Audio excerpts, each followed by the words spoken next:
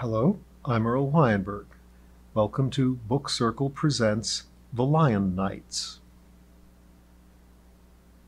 We are following the adventures of Gus and Doug, two regular guys who have been turned into dragon cats and along with their fellows are coping with the situation. The GNNV Bythos. 2 hours later, everyone was on the Bythos and Husband was astern. The Bythos and her twin the Aphros were the largest ships in the Grand Norman Navy, built to accommodate a score of centaurs along with horses and the humans and mer crews, plus a pack of dogs and some ever miscellaneous fays. However, the Bythos was already fully crewed and had now taken aboard a score of lungmau, big and restless. Captain Coudray had Doug and Gus arrange their men in a few tight groups near the poop deck, locations carefully chosen to be out of the way of the crew. "Gentlemen," she said, "welcome aboard the Grand Norman naval vessel Bythos. I am Captain Rachel Coudray.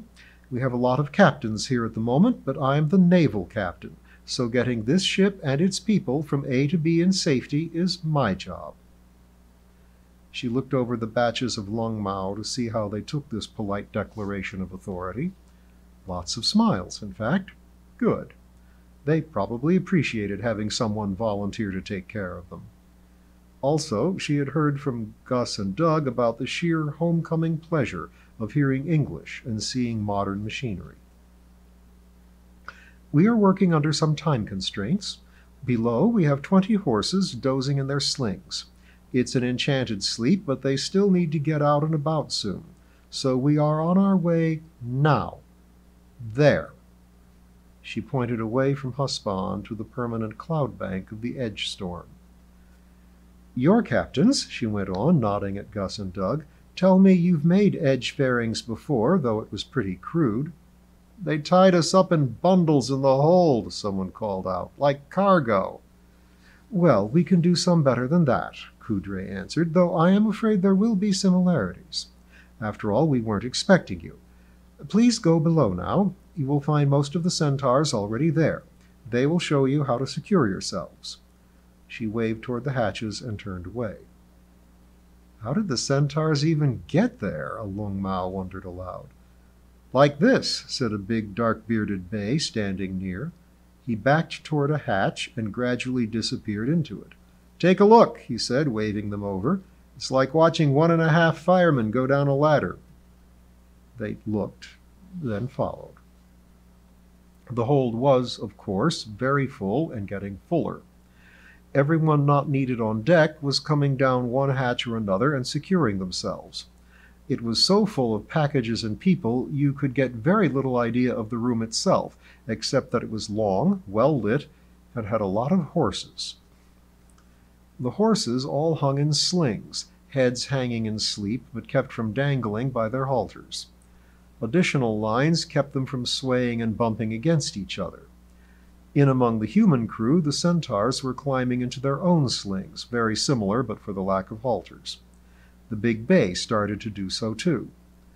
"Well, gentlemen," he said to the lion men, raising his voice above the general chatter and clatter, "you see that there's not much room. In fact, shortly there won't even be standing room for everyone, now that that includes you. But, as it happens, there are 20 of us centaurs and 20 of you. You are going to ride us through this edge fairing. You'll notice each of us is wearing a saddle blanket and a duty jacket for the occasion. Lion men and man horses, pick out partners." "Dibs," said Doug, climbing up on the bay, using the stout straps on the back of the jacket to pull himself up. "Darnley, isn't it?" "That's right, sir, Charles Darnley, but most folk call me Charlie Horse." "Dibs here," said Captain Fletcher, hanging in the next sling. He seized Gus by an upper arm and helped him up. "Go on, Mr. Darnley." "Captain Fletcher is grooming me to become an instructor," Charlie Horse said in an aside to Doug. "Time will tell, though it often tells Fletcher first." Then at the general address volume, "Now, gentlemen, once you are mounted, your mount will give you a length of rope." He held one over his head, then handed it to Doug. "Pass it behind your back and pass the ends up to your mount, who will tie them. You'll be tied together, chest to back. Between that, hanging onto the straps of our jackets and gripping with your knees, you should be fairly secure. Did I mention gripping with your knees? Grip with your knees. Now we wait." "How about stirrups?" Doug asked, after waiting a bit. "That would mean saddles, and I feel we're uncomfortable enough. I haven't worn a saddle while in a sling, and I'm in no hurry to try. Just grip with your knees. I don't mean now, but when the action starts. Anyway, I doubt we'd have saddles that fit you. I'd guess you're well over 100 kilos, are you?" "I don't know," Doug said in a distant tone. "I certainly wasn't before." "I do apologize," said Charlie Horse. "Didn't mean to touch on a painful subject. But I'm spoiled. My usual rider is Max over there." He waved at Max, a skinny young man with a mustache too big for him. Max waved back briefly, but was busy buckling in a cluster of harnessed dogs, sleepy with sedative. Max isn't 50 kilos soaking wet. Doug experimented with gripping with his knees. "Is this right?" he asked. "I've never ridden a horse before. I mean, you meant what you said, and that's fine. I'm a horse. I'm just also a man. Your knees are pretty good. Next trick is to keep your heels in, though I'm not sure that matters here." Doug experimented with his heels, to no obvious effect. The horse body, he noticed, felt solid as a log. Now that he thought about it, so did the human body. Tense. And he thought he could hear a tension in Charlie's voice as well. "Nervous?" he asked. He felt the rib cage under him pump while the rope tying him to Charlie's back tightened, and he realized Charlie Horse had sighed. "Rather," said his mount at the lower volume of his earlier aside. "Sorry. My first edge ferrying a couple of months ago was very rough. We fell out of the sky, and I'm still twitchy. You needn't be nervous." "Why not?" asked a voice from behind. It was Rob, the blond Lung Mao. Charlie Horse had not reckoned on Lung Mao hearing. "Because we're supposed to be immortal?"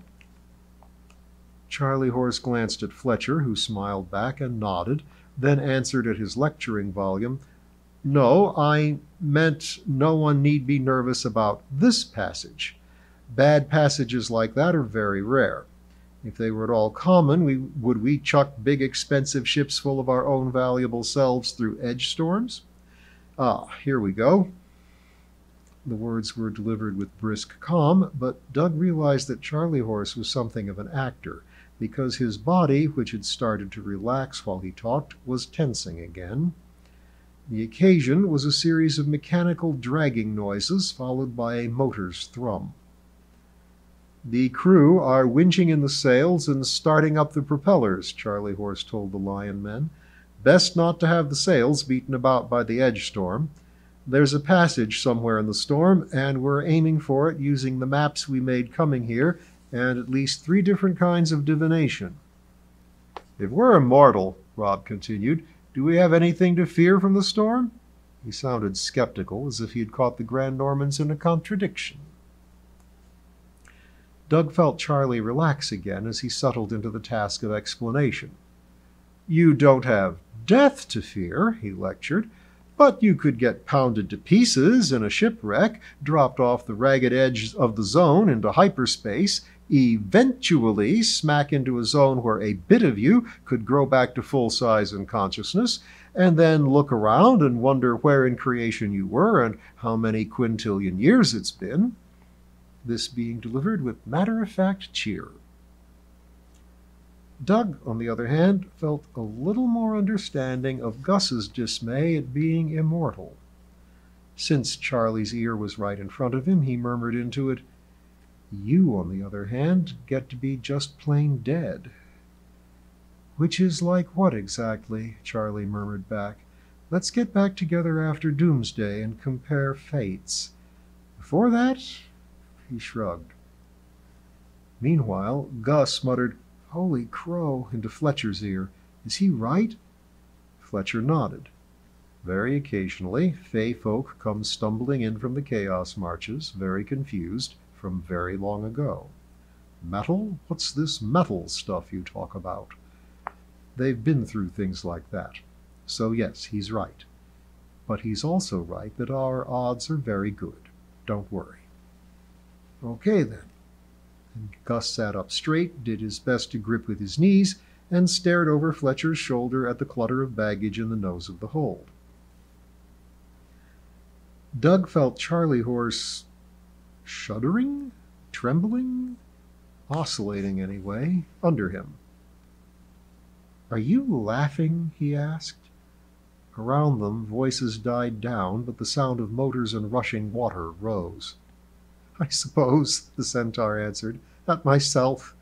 The commander I strongly suspect of being psychic says not to worry, and I know that's good, but I can't convince my nerves. Captain Chung, I'm afraid you're riding a silly ass. But not for much longer. Here we go!" The roar rose. The ship started to stand on its nose. Charlie Horse swung forward in his sling and became rigid as marble under Doug. Immortal or not, Doug now saw his point. He squeezed his eyes shut. Still pointing down, the whole ship heaved up. Then it pointed up and fell down some hole in the sea, if they were still in the sea. Doug remembered what Charlie said about falling out of the sky, and being torn to living pieces, and being thrown into oblivion. What if he couldn't even die?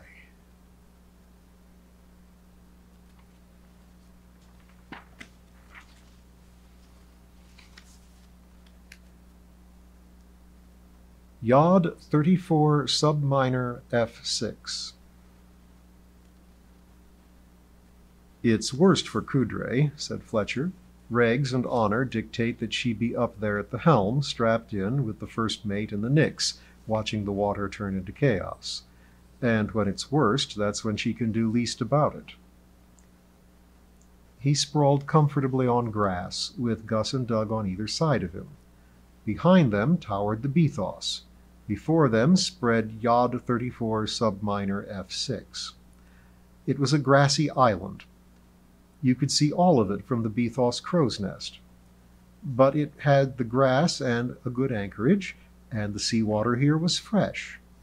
The horses had been let out to pasture for a full day, and longer if Eowick the head stable brownie could browbeat Coudray into it. "The woman's made of iron, then," Doug remarked. "It was a rough one," Gus agreed. "At least, please, Captain Phil, tell us that was a rough one, not a good one. We've been through a couple of other edge fairings, like you call them, but they weren't nearly—" He trailed off. Doug nodded.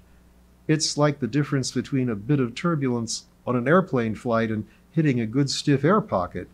Have you ever flown in a plane, sir?" Fletcher nodded. "A few times, little hops back and forth across the channel before I got up on hooves.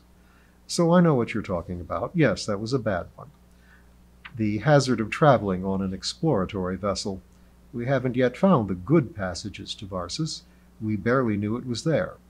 But we know some good passages out of little old F6 here. Smoother sailing ahead." "I won't hold his nerves against Charlie," Doug said. He looked up the gentle rise where he could see his erstwhile mount stretched out on his side, his eyes closed, still talking to a human sitting on the grass beside him. "He's simply candid enough to admit to those nerves," Fletcher said. "He's made something of a spiritual discipline of candor. Ah, here comes one of yours. What's his name?" "Rob," said Gus. "Rob Inslee, Canadian." Inslee approached, but zeroed in on Fletcher, paying no attention to his captains. His expression was a mix of eager and cautious, solidly focused on Fletcher with feline ears and eyes. "The last thing the mouse sees," Fletcher thought to himself. "What did you mean," the Capman demanded, "when you said we were immortal now? I know we're not invulnerable, but did your, He glanced back at Charlie Horse. "Your guy there, was he right about surviving anything? Recovering from anything?" "Mr. Darnley is my student," Fletcher answered, "and yes, he's right." Doug and Gus had taken the news of their immortality like a punch in the gut, but Rob looked doubtful. And sooner or later, Fletcher went on, watching the Catman carefully, you will be able to return to your proper form. However, as you said, you're not invulnerable. There's still pain and loss. You must still take care. But Fletcher did not feel he was getting through. Rob nodded, grunted, "Okay," and turned on his heel. "That," said Doug, "was kind of stupid and not very mannerly. Sorry, sir, but that's Rob." "Our friend," said Fletcher, "learned he was a Fey only a few hours ago. It takes some believing. Then we hustled him out of town and hurled him through chaos. Is he generally a discipline problem?" "Can be. Not insolent, but careless. Well, let it go this time. He's going through a lot, and he's on shore leave, you could say, and it's Sunday." He nodded as he made the last remark. Following the nod, they saw Father Robert Monsey striding up to a low rise. He was a young man with dark Sicilian coloring, in standard cavalry dress uniform, the hat carefully off. You would have to stand close to see the cross pin on his lapel. And as he took his position, people began to congregate in front of him. Fletcher rolled himself upright, gathered his legs, and heaved himself up. Gus and Doug joined him in walking toward the forming congregation. Rahul and 2 other Lung Mao hurried over, looking confused. "Sir," he asked Doug, "are they really having a church service?" "That's right," Doug answered. "It's quite painless." "But what do we do?" Instead of answering, Doug looked to Fletcher, who answered, "Listen politely, say Amen with us if you feel moved to, sing along if you know the songs, though that's unlikely. Monsey is Avenese Catholic, though you won't have heard of that, but it means an open communion. If you're any kind of Christian, you're welcome to take part." Rahul nodded hesitantly, then said, "Thank you, sir," and went with his 2 companions to spread the information among the other Lung Mao. Today's sermon is for our guests, the Rauerhof. You have been greatly wronged, and most of it cannot be undone, but I want to offer what consolation I can. A reading from the Old Testament. Joseph's brothers sold him into slavery, but in the end came to him to beg mercy. He said to them, "Even though you intended to do harm to me, God intended it for good, in order to preserve a numerous people as he is doing today." Genesis 50:20. This elven war lady meant you nothing but ill. She did not even bother to hate you, but made you tools and robbed you of your shapes and freedom only to further her military goals. But her will is not final. Against his brother's will, Joseph rose to high office and saved multitudes, including his own treacherous family. Now your captor lies in her grave against her will, leaving you, without your will, with magic and immortality. Who can say what you will be able to do? A reading from the New Testament. St. Paul says of the suffering and hope of the saints, "For I am convinced that neither death, nor life, nor angels, nor rulers, nor things present, nor things to come, nor powers, nor height, nor depth, nor anything else in all creation will be able to separate us from the love of God in Jesus Christ our Lord." Romans 8:38 and 39. We have been shipmates only a few hours, and I do not know you yet. I do not know what you believe. But I believe what Paul says here. Ultimately, your destiny is between you and God. Nothing and no one can bar you from him. Perhaps you do not even believe in God. He smiled. Well, you are now immortal, and someday I hope to be ex-mortal. We will have all the time we need to discuss the matter and more experience at our disposal. But already I tell you that no matter what some violent, bullying creature has done to you, the ultimate good is still there, whatever you call it, and the road to it is still open. Do not in any way despair. Gus walked next to Fletcher on the way up to receive the elements. That's what you told us, he said, the day we met. Fletcher nodded. It's what there is to tell. Gus nodded and threw back his shoulders, a stalwart soldier starting his long march to doomsday. Another Long Mao came up and fell in with them. When they were in line, he murmured, Captain Gus?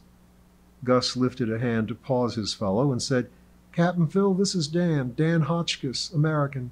Dan, this is Captain Philip Fletcher. He's the guy who figured out what happened to us and talked the lady captain into taking us home. Oh, thank you, sir.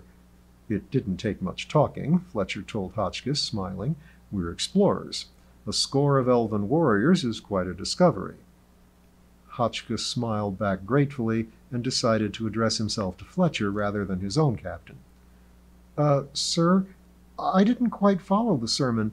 Did he mean we can still get to heaven? Fletcher stared thoughtfully at the ground for a few shuffling paces, picking his words. He means you are immortal, but you can still be a saint. You will still be here when the mortal saints come back from heaven in the resurrection. He means you will stand with us at the last judgment. We'll receive the blessing together, pass into the new creation together. Fletcher studied Hotchkiss as they inched up the line together. Poor Dan, an ordinary young man, kidnapped, mangled, cast wandering across worlds and through chaos, only now getting any explanation, all in a rush, topped with a dollop of high theology. He stared back at Fletcher, open-mouthed. But it was a Christmas morning kind of amazement, and Fletcher smiled to see the smile it kindled on Gus's somber face. Gus linked arms with Dan. Onward, Christian soldiers, he proclaimed, and took another step along the line. And we'll spend a little more time on the Chaos Island of F6 next time.